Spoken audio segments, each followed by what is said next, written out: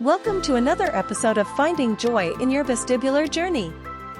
Meet Johan, the Chappiness Guy.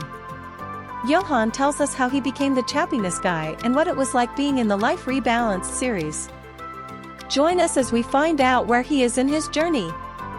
Please remember to like, share and subscribe. Medical disclaimer. This content is provided for information purposes only and is not a substitute for professional medical advice, diagnosis, or treatment. Please consult a healthcare provider for guidance about any specific medical condition and before doing anything contained in these videos. The viewer is solely responsible for all outcomes of the use of this material.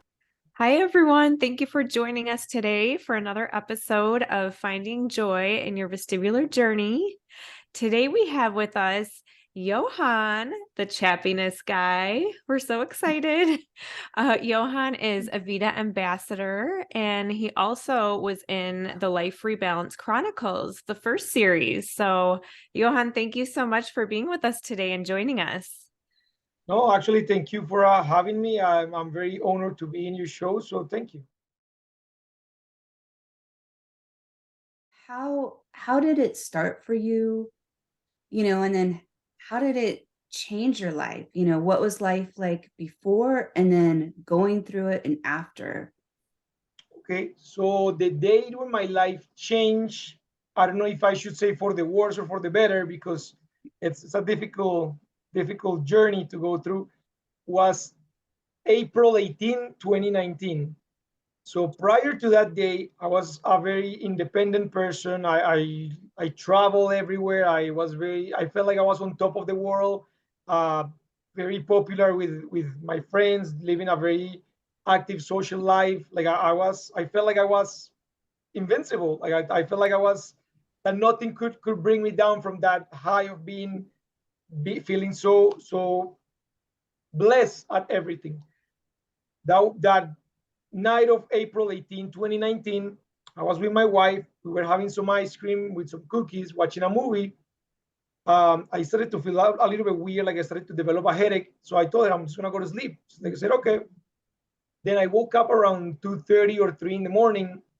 And as soon as I opened my eyes, the whole world was spinning. Everything was going around in circles. So I was like, oh no.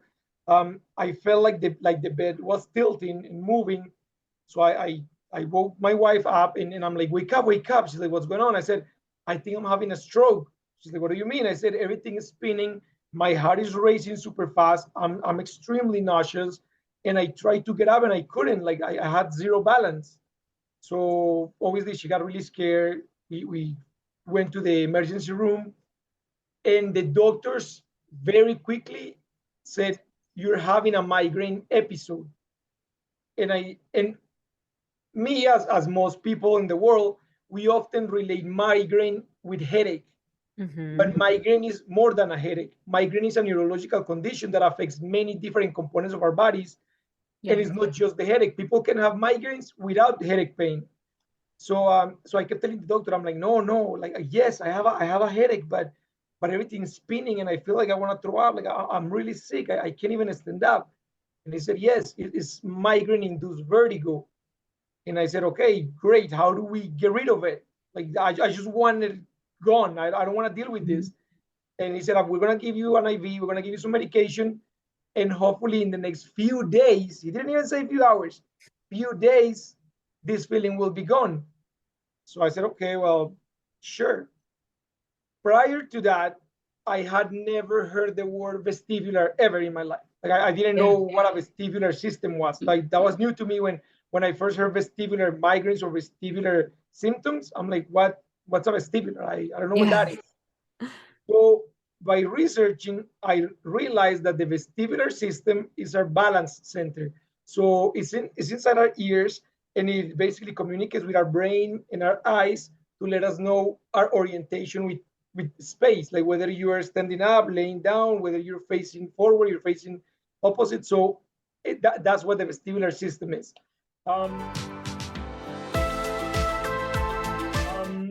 So I said, okay, well, maybe a few days and I'm going to be back to normal, back to being cool, back to traveling, back to being on top of the world. Yes. A week went by 2 weeks went by, 3 weeks went by, and I wasn't improving. If anything, I was deteriorating. Mm. So I went from doctor to doctor to doctor to doctor. And after I think I visited about 13 or 14 different doctors until finally one referred me to a neurologist that told me, yes, you have something called vestibular migraines. You know, and it always seems to come out of nowhere, right? Your Yes. first episode, you know, like you said, you're doing well, you're feeling the best, like the best time in your life. And then it just hits you. And Yeah. oh, it's so crippling and so terrifying when it's happening. And the Marisa, one of the things that is really weird about it is the symptoms themselves. They are so strange. And if Yes. you could just say, oh, yeah, I have a headache and I'm a little dizzy, that's one thing. But everything feels so surreal because you have heart palpitations, you can have the headache, everything is Yes. spinning, your eyes can focus, you have no balance, you feel nauseous, you feel tingling in your body, you Mhm. feel Mhm. that the world, like after I think 2 or 3 weeks of me experiencing the symptoms, the world started to tilt to the right. Everything I looked at, so if I looked, for example, at a lamp that was on top of a table, it looked like it was vibrating, like it was moving. So I Yeah. kept I Yeah. kept trying to clean my eyes and look. I'm like, why is it moving? And it felt like it was moving. I couldn't watch TV because I would get motion sickness from Yes. watching it moving in the TV.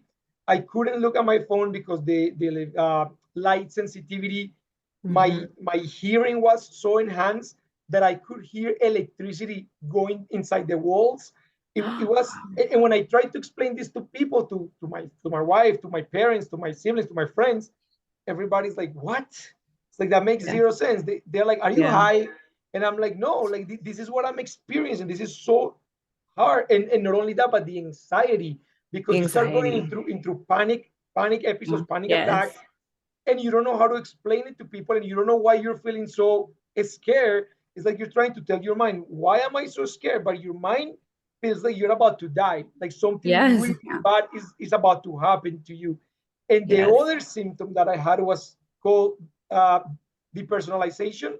So you feel like you're outside your body. It's almost like your soul is above your body, and you're living like a robot, like you're not you. And this, I talked to a psychologist about it. She said, yes, this is very common when people experience PTSD or trauma, because your Yeah. brain, not literally, but your brain basically detaches itself from reality, making you Mhm. feel like it's protecting the sense of you, who you are. So you feel like you're looking through the eyes of someone that is not you, if that makes any sense.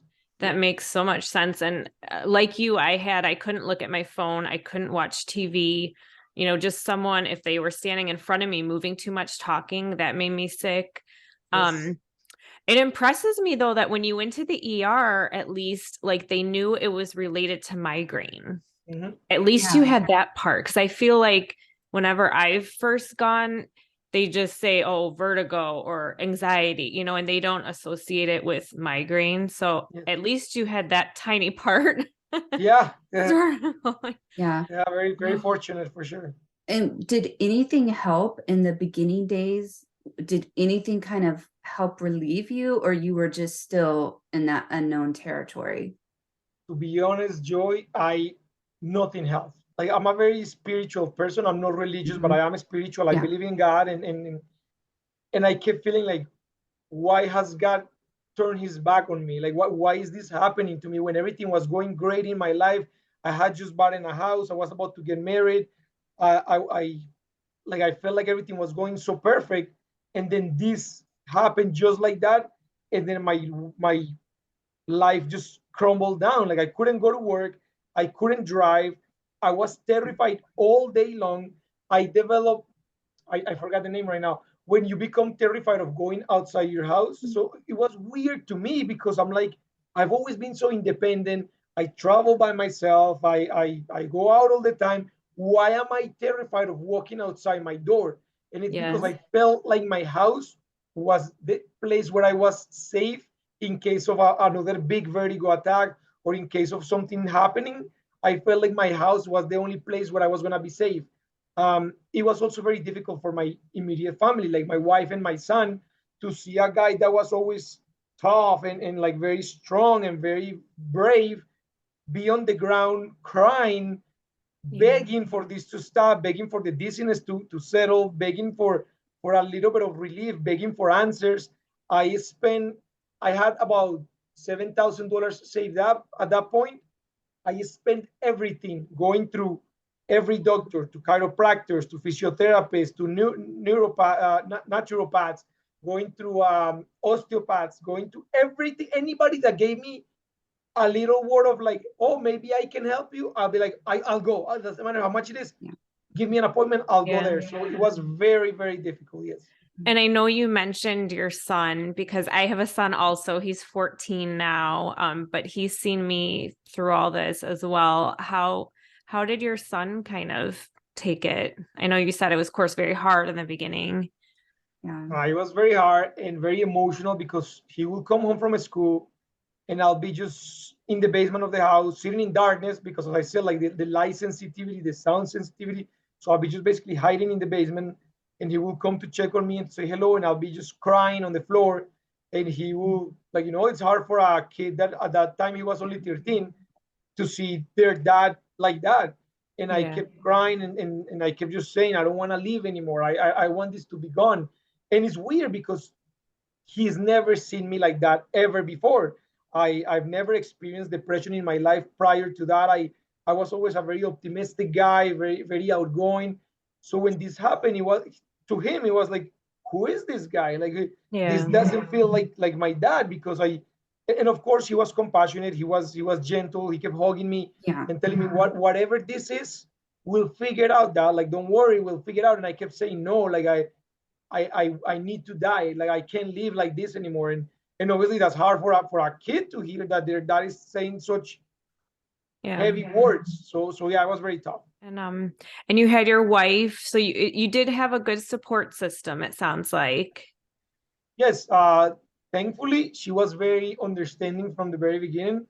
I've spoken to people that their families basically tell them, oh, well, tough luck, tough it up, and either get used to living like this or do whatever you need to do, but we don't want to keep seeing you feeling pity for yourself. Like, I've spoken with so many people that unfortunately had to deal with that aspect, and I experienced it a little bit with my other family, like my parents, my siblings. It's not that they didn't care, but they didn't understand it. They also never heard the word vestibular before. They said this condition is so unknown that we don't really think it's true. They're like, what if it's all in your mind? And I'm like, but it's not. I've been diagnosed by a neurologist, so this is real. But because they never heard of it and the symptoms were so surreal, they kept telling me, no, this is in your mind. Just shake yourself up and you'll be fine. And after weeks and weeks and months and years of not being fine, eventually I educated them enough that they said, wow, like, this is real. And we're very sorry that we weren't there for you at the beginning. Yeah. For you, how did you figure out how to manage your symptoms? So, Joy, at the beginning, when I started doing the researching, because I'm sure you guys did it too, that you started experiencing this and you went online to figure out what's happening to me. You start to get into forums or chats or groups. They call themselves support groups, but a lot of times there are great support groups out there, don't get me wrong, but there are other ones that are very negative, and they focus on the negative and how these conditions inhibits you living a normal life and how nothing helps. So I started reading these comments, people telling me, oh, don't take medication, it's going to make you worse. So for the first 10 months of living like this, I didn't take medication. I was like, nope. So I started taking supplements, natural supplements, CoQ10, vitamin B2, vitamin D, magnesium, the things that they recommend. I started doing, I didn't believe in yoga before. I thought that was just for hippies. And then when I started doing it myself, I realized the benefits of it, not only mental benefits, but physical benefits. I started praying a lot. I started focusing on a holistic approach. Yeah. And after 10 months of still doing all these holistic things and not improving, I said, I'm gonna try medication. And thank God I did, because it's part of what's gotten me to this point where I can live a normal life in my regular life. Yeah, that's hard for a lot of us, making that choice to try the medicine, because Mhm. what do all the medicines say? It might make you dizzy. Well, I don't want to take that. Yes, yes. And you really have to find a good medical provider that you can trust and pair with, that you're going to feel comfortable trying the medicines. Yes. Um, And it's trial and error, you know, like some medications, you might try them and they might work for some people. right. Other people try them, doesn't work for them. And the other thing is I believe there is some certain stigma out there about medication, Mhm. because when I first, after 10 months of me feeling like this, when I finally say I'm going to take medication, a lot of people that are in the vestibular community were like, oh, you're going to take medication? Oh, I wouldn't if I were you. Oh, I don't think this is going to go well. Oh, what about the side effects? You're just not going to get any better. You're going to get worse. So there is a stigma that people try to make you feel, some people, not everybody, try to make you feel guilty for taking the medication, when that at the end of the day is a very personal decision. You want to do it, great. It's up to you and to your loved ones. You don't want to do it, great. If you can withstand the symptoms and live like that without medication, it's great too, like to each their own, I guess.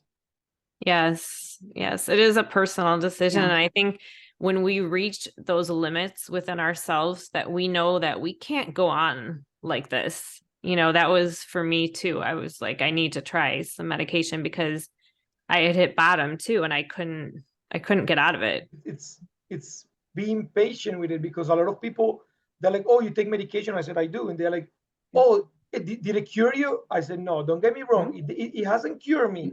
It allows me to decrease the symptoms enough that I can live a normal life.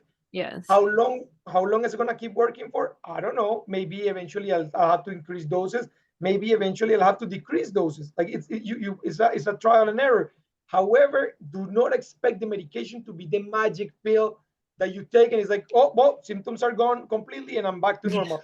It does happen to some people that they Yeah. take medication for a few months and then poof, symptoms went dormant again, like it goes into remission. Great. But I've gotten people that are like, oh, like, why are you taking the medication if it hasn't cured you? And I'm like, it hasn't cured me, but thank God I can live. I travel again, I work again, I drive again, I swim, I dance, I do so many things that before the medication I couldn't, because of the intensity of the symptoms.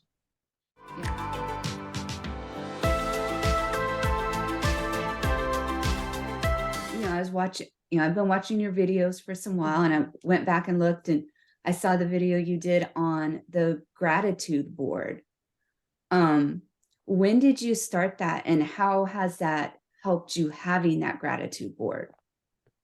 So through my journey, Joy, like I mentioned before, that I started trying things that I hadn't done before, like yoga, like meditation, like earthing. That is when you take your shoes off and just walk barefoot on the grass. Like I started doing these things that, for some people, they might be like, "Oh, that's just juju, and it doesn't work." But I noticed that it does work, whether it's a placebo effect or is real. I don't care. It does work. Like it has allowed me to do different things.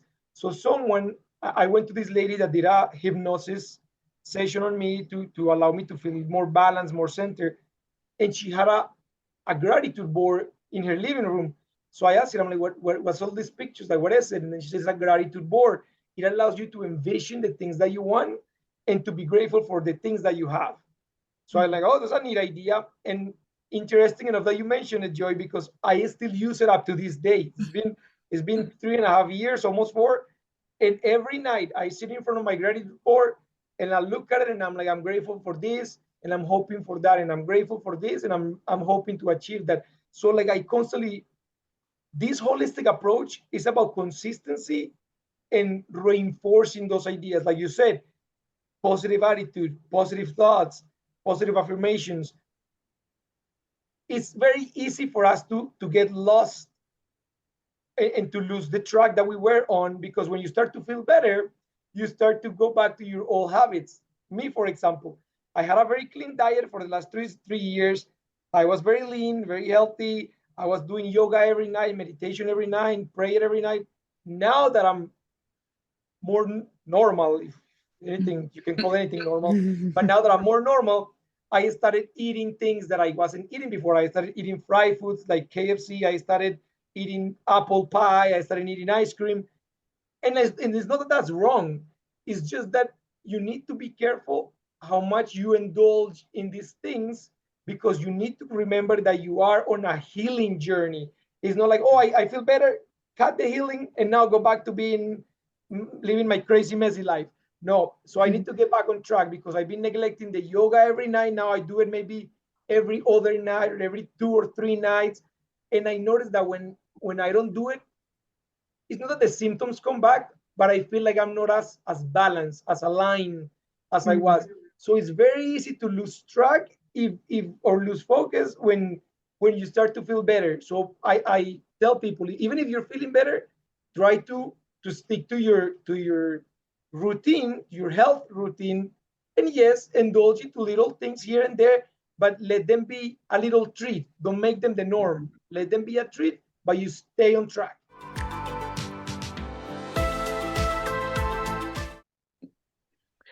So how did you become the Chappiness Guy? So that's interesting question. So when I was going through this, I kept researching vestibular or vestibular groups or support groups. And although there are some, there are not many. Like, and again, when I was talking to my friends, I'm like, oh, I was diagnosed with vestibular migraines. They're like, what the heck is that? And so I said, okay, enough of that. I'm going to create a channel that will allow people to share their journeys, to share their experiences, and to tell people how the journey started, where it is, and what's allowed them to feel better throughout their journey.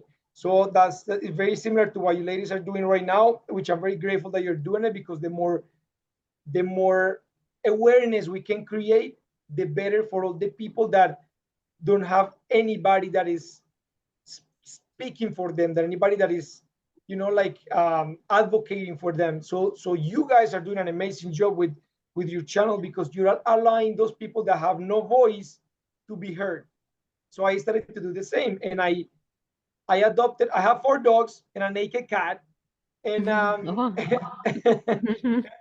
one of my dogs, we adopted her from the local shelter, and her name is Safari.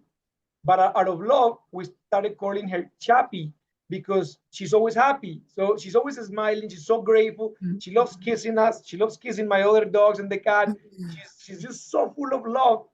But at the shelter, when we went to adopt her, they told us that dog is hopeless. She's always sad. She's always miserable. She doesn't interact with other dogs. She doesn't like people. She just lays there, probably waiting for her turn to pass on. So when we brought her home and gave her the love that we know how to give in my family, she switched, completely happy, loving, cuddling. She's always wagging her tail. And I was like, wow, if she comes from such a terrible past and she's so happy, Chappy, why can't I be happy and have happiness in my life again? I know this condition is terrible, and it changes your life, but I don't want to keep living depressed. I don't want to keep crying every day. I don't want to keep catastrophizing. I don't want to keep thinking that my life needs to end. I want to shake myself up and start living life again, even if it's with some modifications. So I'm going to find my happiness again. So I say, you know what? I'm going to find my Chappiness, just a play of words, in honor to Safari, to Chappy. I love that. And you were part of the Life Rebalanced series. Yes. How has that changed your life, being a part of that series? I feel blessed that I was chosen to be part of the cast. Great people. VeDA, for the people that don't know, is the Vestibular Disorders Association. They are located in the United States. I believe actually in Portland. I think they are in Portland. That's where the head office is. Lots of great resources. They are very group of very knowledgeable and very passionate and compassionate people. Like they are great. They are great, and I'm glad that I was able to connect with them. So being part of that series is just that it allowed me to, like you mentioned, Joy, to relate to other people, because these conditions and many other chronic conditions, like we don't even have to focus our attention in just vestibular, but but anything, anybody that is suffering from cancer, anybody that is suffering from thyroid disease, anybody that is suffering from whatever, you feel isolated because you feel like, first of all, why is this happening to me? Second of all, why does nobody understand me? And third of all, is this going to be the rest of my life? So when you find groups of people that can relate to you, and even though they are in their darkest moment, they bring you hope, and they tell you this is going to get better. Don't worry. You can count on me. You can count on all these wonderful people that surround us, that have gotten better, that have lots of support, that have lots of positive energy. Like that makes you feel like you found your tribe, like you found your family. So being part of the cast allowed me to connect with so many people that are such wonderful people in their own way, and they have their own way how they see life, their own values, their own experiences. I felt so blessed that I'm like, wow, like I found a group of people that I can relate with, and that all of them want to see me improve. All of them are cheering for me. All of them are telling me, you can do it. It's gonna get better. You go out there and start living your life again. No one single person of that group told me, oh no, man, your life is doomed. Like this is it. Like you might as well pack your bags because this is it. But the opposite. Everybody kept telling me, don't worry. And whenever I was feeling down, or whenever I was having an episode where the symptoms were very strong, I could reach out to any of them, and they'll tell me, don't worry, it's going to get better. You got this. Just tough it up for today, and take a breather, relax, rest, and tomorrow it will be fine. We know it will be fine. So it changed my life for the better. Being part of that show was a very, very humbling experience. So where were you in your journey when you were filming that? Like what I process were you in? was a little bit ahead. Well, okay. So it's hard to say because this healing journey never ends. We don't know Right. what the future holds. We don't know if next year the symptoms are gonna come back and they're gonna be worse, or if this is gonna go dormant. So it's tough. But I know what you're asking me. So up to today, when I started recording the show, I was maybe at the middle towards the better end of my journey. Yeah. Because I was feeling better. I was on medication already. I was more stable.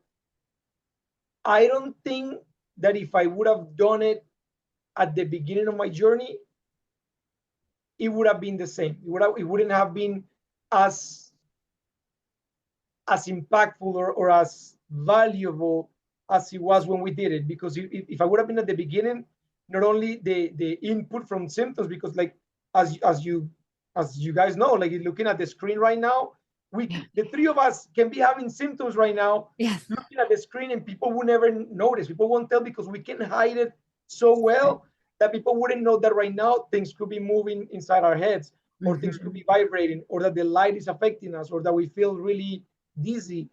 So I did it about the middle end of my journey, and I'm very grateful that that's when it happened.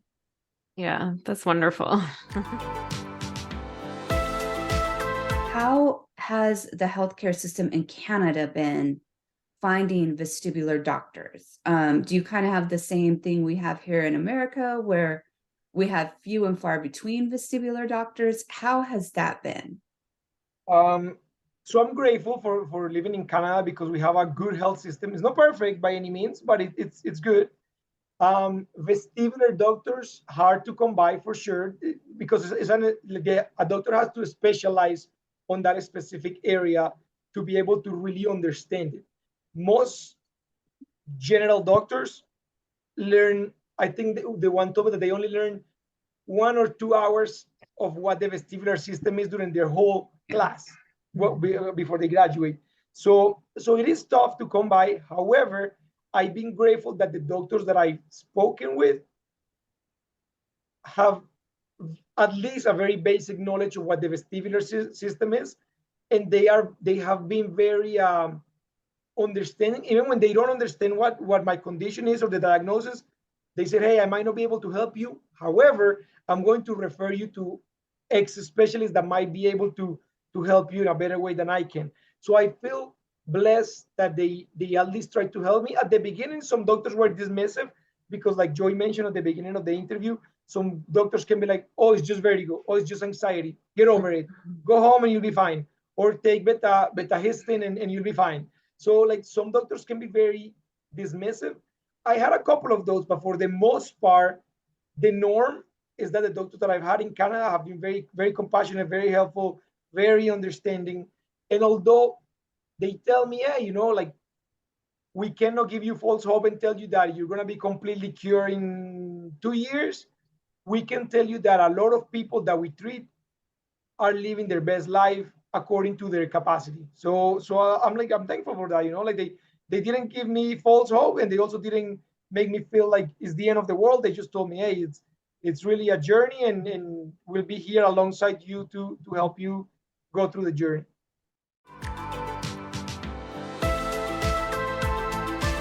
Living the new normal. Yeah. Yeah. And how has that changed you? Because I know we all go through our journey, and I love how you say healing journey. Marissa and I, we talk all the time about, I feel like this has made me a better person. What's your perspective? In a lot of ways, yes. I'm more compassionate. I'm more in tune with my emotions and other people's emotions. I used to have friends in the past that they will tell me they are going through depression, and I wouldn't be able to relate. So I'm like, what are you depressed about? You got a great job, you got a great house, you got you look good, you're a good looking guy, you're fit, you're athletic. Like, what the heck is there in your life to be depressed about? So I was always kind of like giving them that dismissive love. But when I experience it myself, I'm like, wow, like this is so real. Depression is so real. And feeling vulnerable and feeling sick and feeling scared, it's fine. And it's something that we need to normalize in a sense that we can help people go through it rather than dismiss them about it. So it's made me a better person in the sense that I can relate to other people's emotions in a better way. I'm more compassionate. I'm still working on being more patient because I always want things to be fixed like this. So that's been a tough one, but it's allowed me to take a step back. As I said before, I felt like I was on top of the world prior to this condition, but I was always constantly stressed out at work, working 50, 60 hours a week, constantly being go, eating a bunch of foods that I probably shouldn't have been eating, not really caring about my spirituality, not really caring about my emotions, not really caring about truly connecting in a deeper sense with the people that surround me. And I was very superficial in the sense that I felt like I had thousands of friends. And nowadays I realize that those were acquaintances. Real friends that I have right now, I can count them in probably one or two hands. Real friends. I used to have many party friends that wanted to go out with me all the time, that wanted to come to have poker night at my house, that wanted to do things with me. But as soon as I got sick, they walked away from my life. They're like, oh, this guy's boring now. He cannot do anything. Bye. So it's made me a better person in the sense that I can make better choices, that I am more prepared to also handle stress, that I can realize when my body is going in hyperdrive. So I take a step back, and I can do my breathing exercises and just center myself again, things that I didn't know how to do before. So this has allowed me to discover a whole new side of me that allowed me to get the tools to make me not only a better person, but be better prepared to deal with life. Yeah. So how is it, back to your YouTube channel, you're able to put that out in 2 languages, right?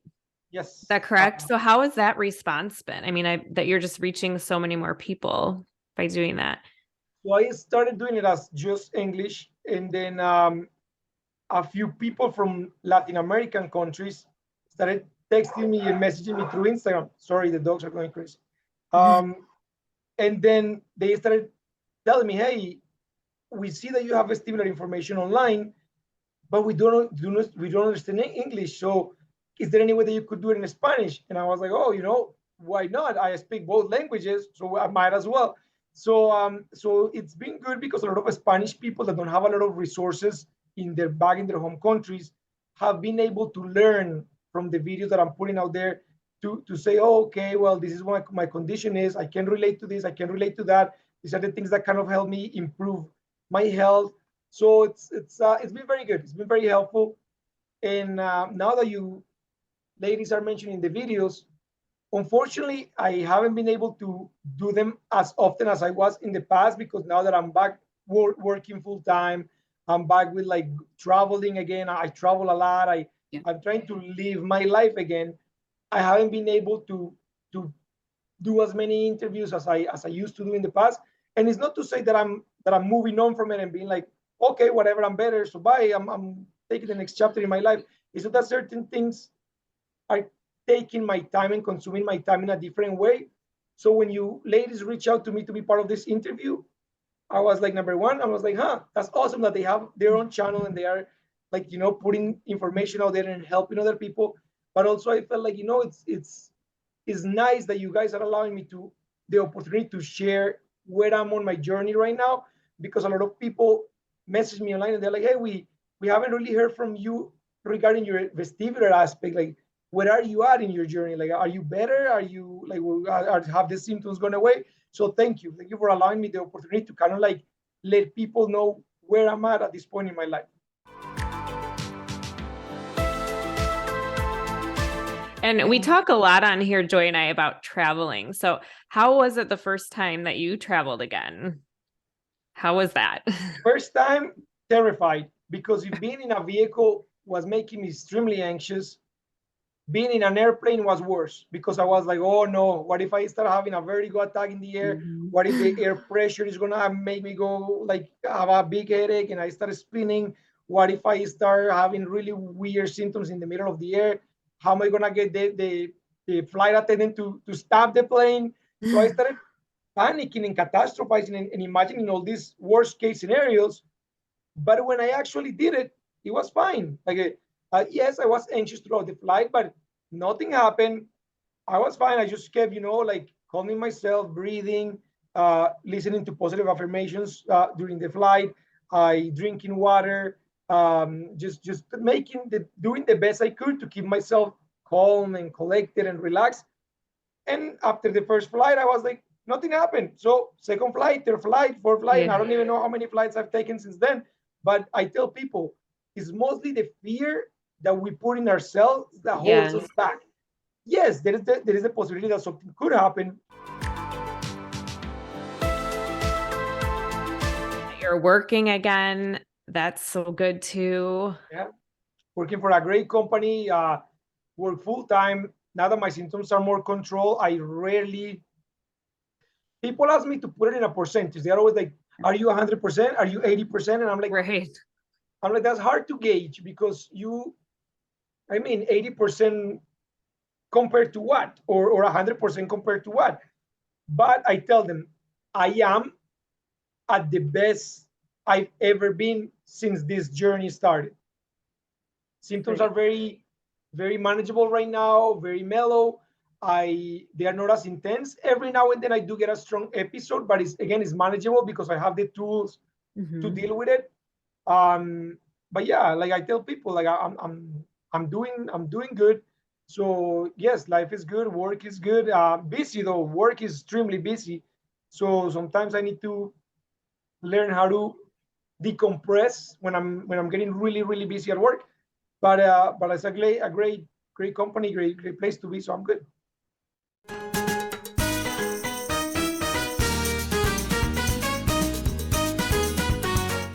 That's great to hear. And what about dancing? Have you been able to go back to dancing? How has that been? I really like dancing. I really enjoy it. It's a great workout too. Like you're doing something fun. You're burning calories. I bought an elliptical to exercise. I do 5 or 10 minutes and then I'm angry at it. I'm like, I'm so tired. I don't like it. This is so boring. But when I'm dancing, I can dance for half an hour and not realize that I'm burning a lot of calories, that I'm exercising, because I'm actually having fun. So dancing at the beginning was tough. I could do it very slowly, no spinning around, just moving side to side a little bit, very gentle, maybe dance 1 or 2 songs. That was the max. Now that I'm better, I can do a few spins, Not a whole lot though, because then I start to feel a bit wobbly. But I'm enjoying it. Like I just do it with my wife. We have a lot of fun, and it's a great activity to do. And it just gives you all these good hormones inside, like endorphins and stuff, because you're having fun, you're enjoying it, and it's a good Mhm. bonding activity to do with someone. I mean, you don't have to do it with someone; you can do it alone. Yeah. But when you do it with someone, it's fun. Yes, yes. Mhm. And that's what we mentioned earlier about being patient. You won't Mhm. get improvements in a day-to-day basis. If you're lucky enough, you might get a week-to-week basis improvement. But for most of us, it's month to month or even year to year improvements. So you gotta be patient. At the beginning, it's gonna be tough, but slowly, if you're patient and you keep consistent, things will improve. What are some of your future plans or goals you have for yourself for the future? For the future, honestly, we're planning a trip to go to Mexico soon in the next couple of months. So I'm looking forward to that.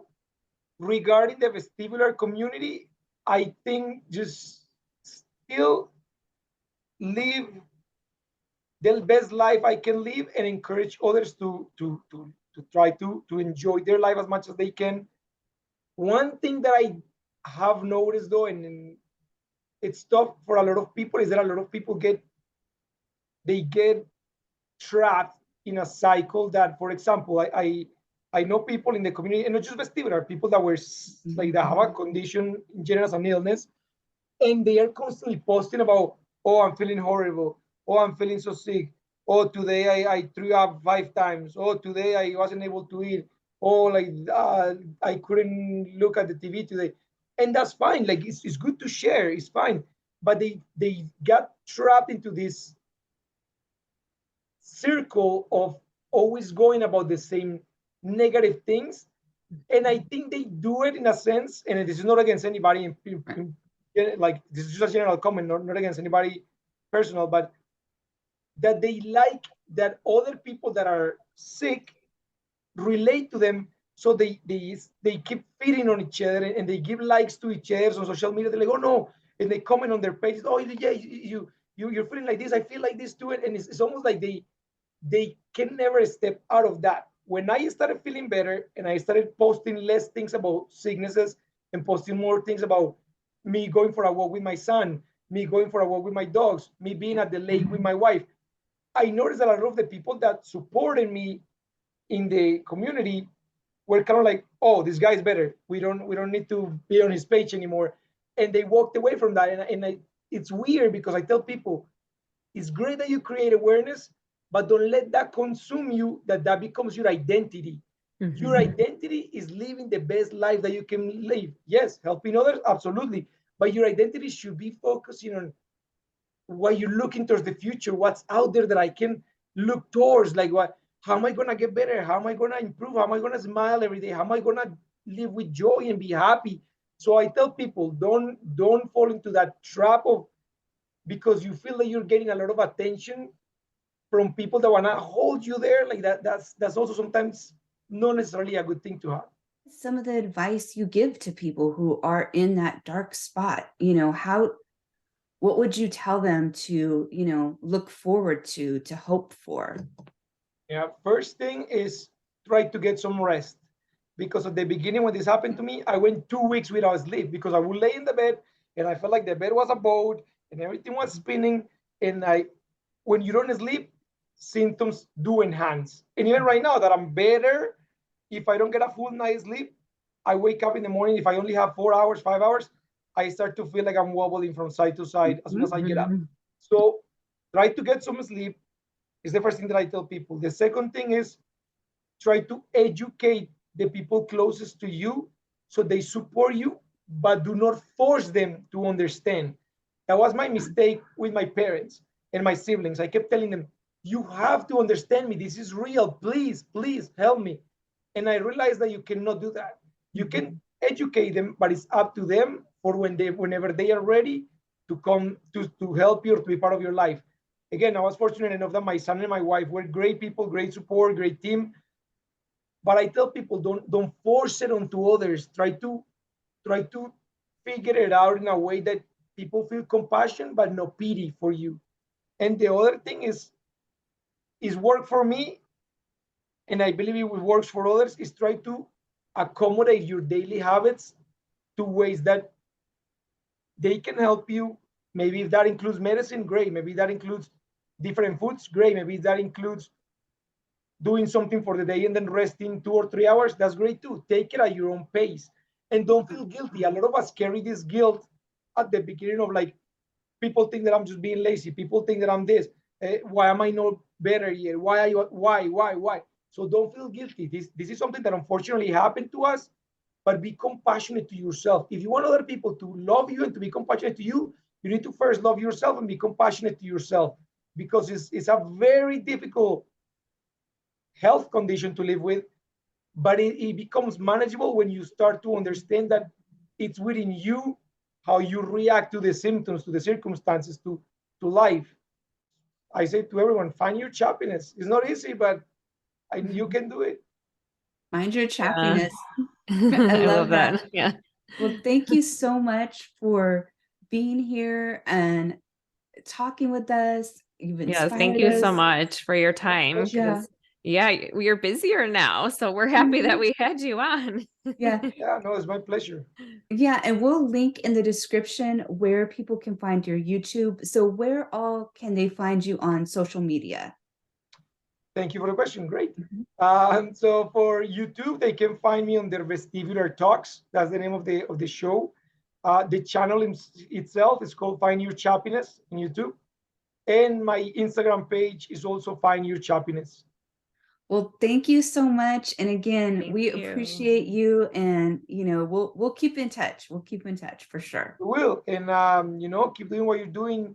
You both ladies are like, I can feel this beautiful energy from you guys. Like you just feel like you're so full of like hope and joy. I think that's why they gave you the name Joy. Yes, Yeah.